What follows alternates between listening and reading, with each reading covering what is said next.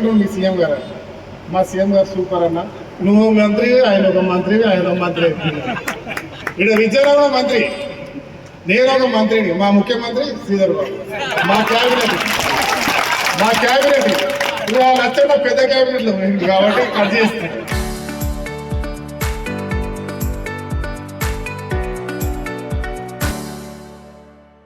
ఇలా కట్ చేసేసినాం. మేము మాత్రం ఇద్దరం ఆయన క్యాబినెట్ ఉన్నాం.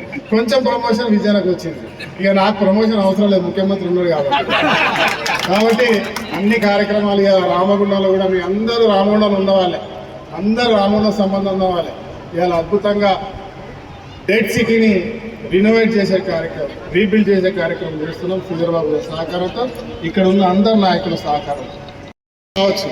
కానీ మన వచ్చిన ఆశయం ప్రజలకు మంచి చేసే కార్యక్రమం, రైతులను ఆదుకునే కార్యక్రమం, చదువుకున్న వాళ్ళకు ఉద్యోగాలు ఇప్పించే కార్యక్రమం, ప్రభుత్వ సంక్షేమాలు అర్హత ఉన్న వాళ్ళకి ఇప్పించే కార్యక్రమంలో సైనికుల్లా ముందు పోదాం. కొన్ని రోజులు పదవుల నుంచి ఆపుదాం.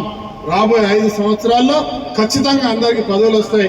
గట్టిగా ఎవరు అలగకుండా పనిచేయాలని చెప్తూ దాంట్లో నేను కూడా కొద్దిగా అలిగినామా. ఎవరి మీద కాదు, ఎవరి మీద అలుగుతాం? ఇంట్లో ఒక పెద్దోడి మీద అలుగుతాం.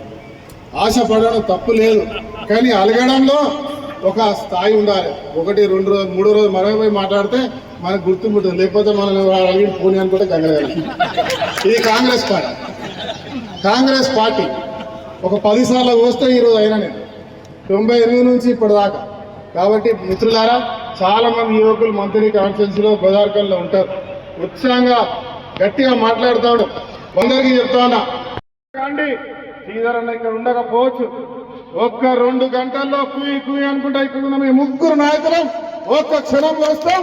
ఎవరైనా అడ్డంగా మాట్లాడితే అడ్డంగా నరుకుతాం అనే విషయం చెప్తా ఉంటాను.